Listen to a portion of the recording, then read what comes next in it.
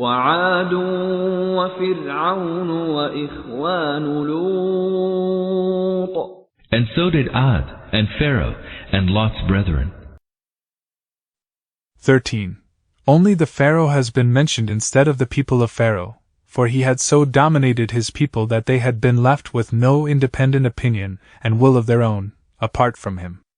They followed him wherever he led them. That is why he alone was held responsible for the deviation and degeneration of his people. Wherever there exists the freedom of will and action for a nation, it by itself bears the burden of its deeds, and wherever one man's dictatorship may have rendered a nation powerless, the one man alone takes on his shoulders the burden of the sins of entire nation. This doesn't mean that the nation becomes absolved from its duty and responsibility when the one man alone has burdened himself with the responsibility. This is not so. The nation in such a case becomes responsible for the moral weakness shown by it, and that why it allowed a man to overpower and dominate it so completely. The same thing has been alluded to in Surah Az-Zukhruf, Ayat 54. Thus, Pharaoh took his people to be light, and they obeyed him, for they were indeed a sinful people. For explanation, see Yen 50 of Surah Az-Zukhruf. وأصحاب الأيكة وقوم تبع كل كذب الرسل فحق وعيد. And the people of Aika and the people of Tuba, they all gave the lie to the messengers. Thereafter, my threat of chastisement against them was fulfilled. 14. For explanation, see Yen 37 of Surah Saba, Yen 32 of Surah Dukhan. 15. That is, they all denied the apostleship of their messengers as well as the news given by them that they will be raised back to life after death. 16. Although every nation denied only the messenger who was sent to it, as it denied the news which all the messengers have been presenting unanimously, denying one messenger, therefore, amounted to denying all of them. Moreover, these nations did not merely deny the apostleship of the messenger who had come to them, but they were not at all inclined to believe that a mere human could be appointed by Allah for the guidance of other men. Therefore, they denied apostleship itself, and the crime of no one was confined to belying and rejecting any one messenger only. 17. This is a reasoning from history for the hereafter. In the preceding 6 verses, arguments were given for the possibility of the hereafter. In these, the historical end of the nations of Arabia and the adjoining lands has been presented as an argument to prove that the doctrine of the hereafter which all the prophets have been presenting is the very truth. For whichever nation denied it became involved in the moral degeneration of the worst kind, with the result that the torment of God descended on it and eliminated it from the world. This necessary result of the denial of the hereafter and moral perversion which one can witness throughout history is an express proof of the fact that man has not been created to be irresponsible in this world, but definitely he has to render an account of his deeds as soon as the time limit for action at his disposal comes to an end. That is why whenever he works in the world irresponsibly, his whole life pattern is set on the path of ruin. If evil and wrong results go on following a course of action successively, it is a clear proof that that course of action is in conflict with the truth. أفعينا بالخلق الأول بل هم في لبس من خلق جديد. Did we, then, become worn out by the first creation? Not at all, but they are in doubt about a fresh creation. 18. This is a rational argument for the hereafter. The person who is not a denier of God and is also not so foolish as to regard this excellently ordered universe, and the creation of man in it as a mere accident, cannot help but admit that God alone has created man and this whole universe. Now this fact that we exist alive in this world and this great workhouse of the earth and heavens is functioning before us, by itself is an obvious proof that God is in no way powerless in creating us and this universe. Yet if a man says that after bringing about resurrection the same God will not be able to bring about a new world order, and will not be able to create us once again, he says an irrational thing. Had God been powerless, he would not have been able to create all this in the first instance. When He has created the universe in the first instance, and we ourselves came into existence by virtue of that act of creation, what can then be the rational ground for assuming that He will become powerless to remake the dismantled thing originally made by Himself? وَلَقَدْ خَلَقْنَا الْإِنسَانَ وَنَعْلَمُ مَا تُوَسْوِسُ بِهِ نَفْسُهُ وَنَحْنُ أَقْرَبُ إِلَيْهِ مِنْ حَبْلِ الْوَرِيدِ. Surely, we have created man, and we know the promptings of his heart, and we are nearer to him than even his jugular vein. 19.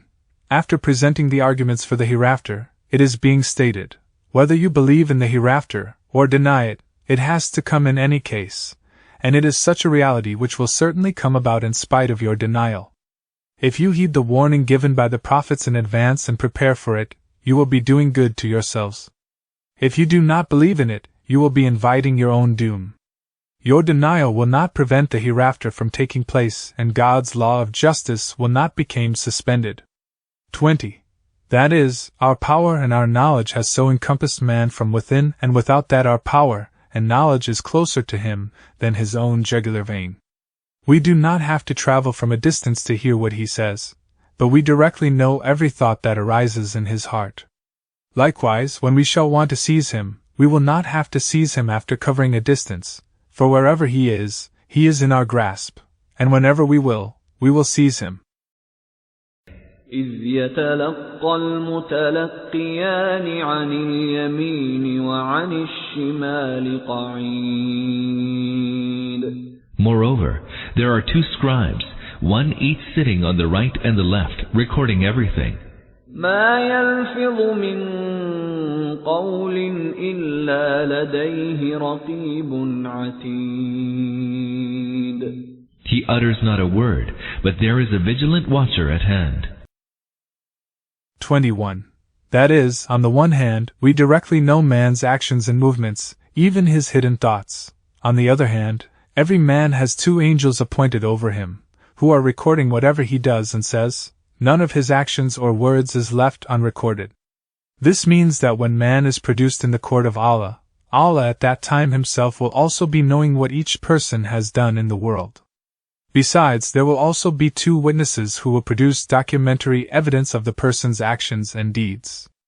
As to what will be the nature of this documentary evidence, it is difficult for us to have a precise concept of it.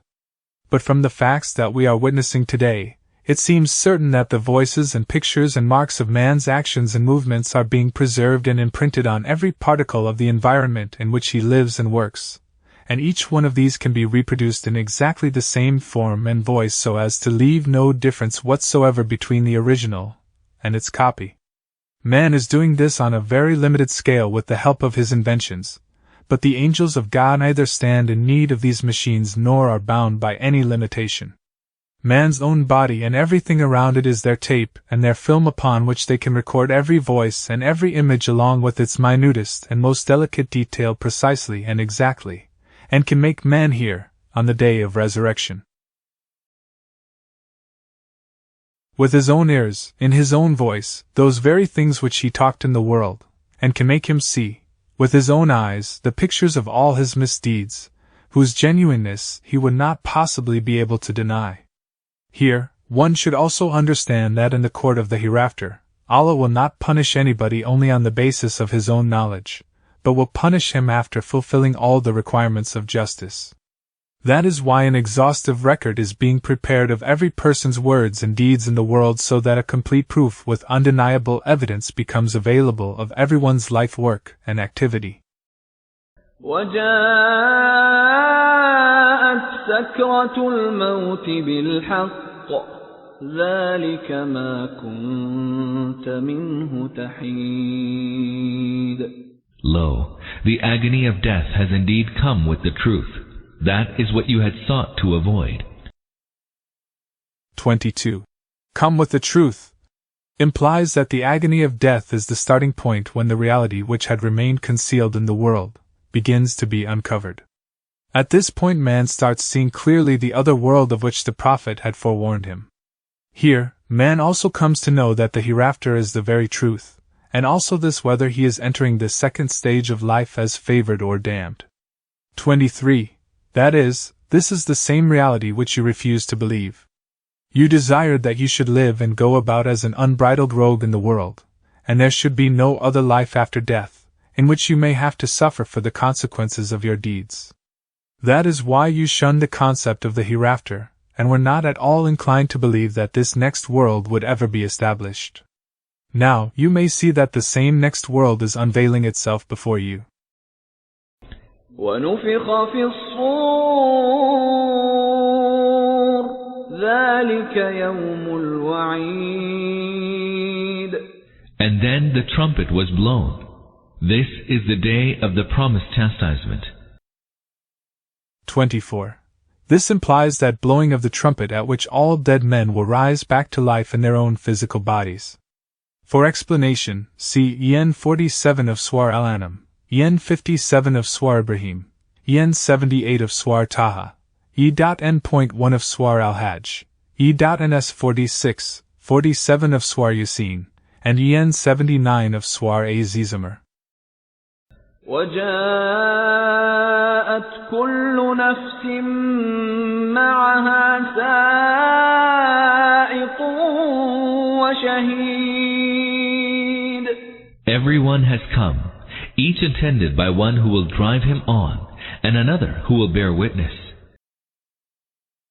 25. Most probably this implies the same two angels who had been appointed for compiling the record of the words and deeds of the person in the world. On the day of resurrection, when every man will rise from his grave on the sounding of the trumpet, the two angels will come forth immediately and take him into their custody. One of them will drive him to the divine court, and the other will be carrying his record. لَقَدْ كُنْتَ فِي غَفْلَةٍ مِّنْ هَذَا فَكَشَفْنَا عَنْكَ غِطَاءَكَ فَبَصَرُكَ الْيَوْمَ حَدِيدٌ. You were heedless of this. Now, we have removed your veil, and so your vision today is sharp. 26. That is, you can clearly see that everything of which the prophets foretold is present here. And so your vision today is sharp. Man's vision on the Day of Judgment will be very sharp insofar as he will be able to see clearly all that takes place on that day is as all that was foretold by God's prophets. وَقَالَ قَرِينُهُ هَذَا مَا لَدَيَّ عَتِيدٌ. His companion said, "Here is he who was in my charge." 27. Some commentators say that the companion implies the angel who has been referred to as a witness in verse 21. He will say, "I have this person's record ready with me here." Some other commentators say that the companion implies the Satan who was attached to the person in the world. He will say, "This person whom I was controlling and preparing for hell is now presented before you." But the commentary that is more relevant to the context is the one that has been reported from Qatada and Ibn Zayd. They say that the companion implies the angel who drove and brought the person to Allah's court. He will say, "Here is the person who had been given in my charge." ألقيا في جهنم كل كفار عنيد. The command was given, "Cast into hell every hardened, stubborn unbeliever." 28. As the context shows, this command will be given to the two angels who had taken the culprit into their custody as soon as he had risen from the grave, and then brought him before the court. 29. The word kafir as used in the text means an ungrateful person as well as a denier of the truth. مناع للخير معتد مريب. Who hinders good, exceeds the limits, is immersed in doubts. 30. Care in Arabic is used both for wealth and for goodness. According to the first meaning, the sentence means that he paid no one his dues from his wealth, either the dues of Allah nor of the people. According to the second meaning, it would mean that he did not only withhold himself from the path of goodness but forbade others also to follow it. He had become a hindrance for the people in the way of goodness, and exerted his utmost to see that goodness did not spread. 31. That is, he transgressed the bounds of morality in everything he did. He was ever ready to do anything and everything for the sake of his interests, his desires and his lusts. He amassed wealth by unlawful means and spent it in unlawful ways. He usurped the people's rights, had neither control over his tongue nor over his hands, and committed every injustice and excess. He did not rest content with creating hindrances in the way of goodness but harassed those who adopted goodness and persecuted those who worked for it. 32. The word murib as used in the original has two meanings, a doubter and the one who puts others in doubt, and both are implied here. It means that he was not only himself involved in doubt but also created doubts in the hearts of others. He held as doubtful the being of Allah and the hereafter, and the angels and the prophethood and revelation and every other truth of religion. Anything that was presented by the prophets as a truth was held as unbelievable by him, and the same disease he spread to other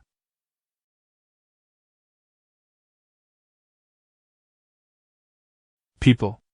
Whomsoever he came in contact with, he would create one or the other doubt, one or the other evil thought in his mind. الذي جعل مع الله إلها آخر فألقياه في العذاب الشديد. And has set up another deity with Allah. Hurl him into the grievous torment. 33. Allah, in these verses, has enumerated the qualities that make a man worthy of hell. 1. Denial of the truth. 2. Ingratitude to Allah. 3. Enmity for the truth and the followers of the truth.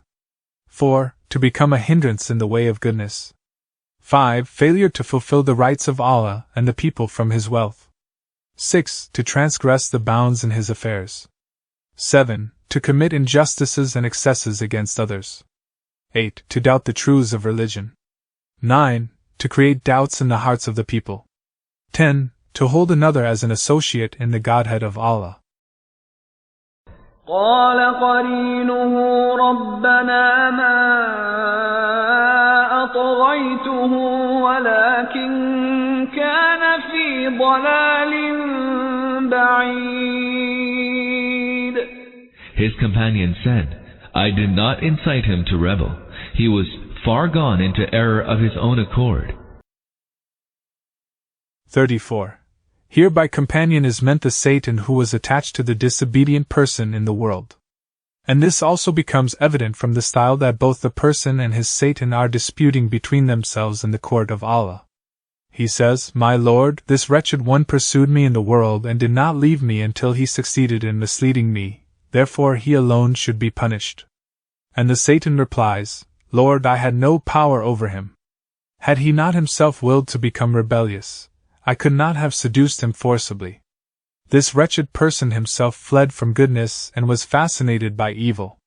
That is why he did not like anything that the prophets presented and went unyielding to every temptation and inducement presented by me. قال لا تختصموا لدي وقد قدمت إليكم بالوعيد.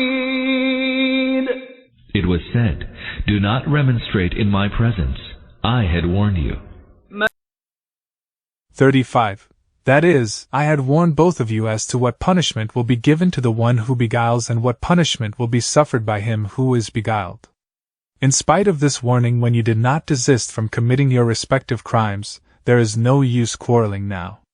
Both, the one who beguiled and the one who was beguiled have to be punished for the crimes committed by them. ما يبدل القول لدي وما أنا بظلام للعبيد. My word is not changed, and never do I inflict the least wrong upon my servants. 36. That is, it is not my way to change the decisions once taken. The decision that I have taken to cast you into hell cannot be withdrawn. Nor can the law that I had announced in the world be changed, that the punishment for misleading and for being misled will be awarded in the hereafter. 37. The word zalim as used in the original means the one who is highly unjust. It does not mean, I am unjust to my servants but not highly unjust. But it means, if I were unjust to my own servants being their creator and sustainer, I would be highly unjust.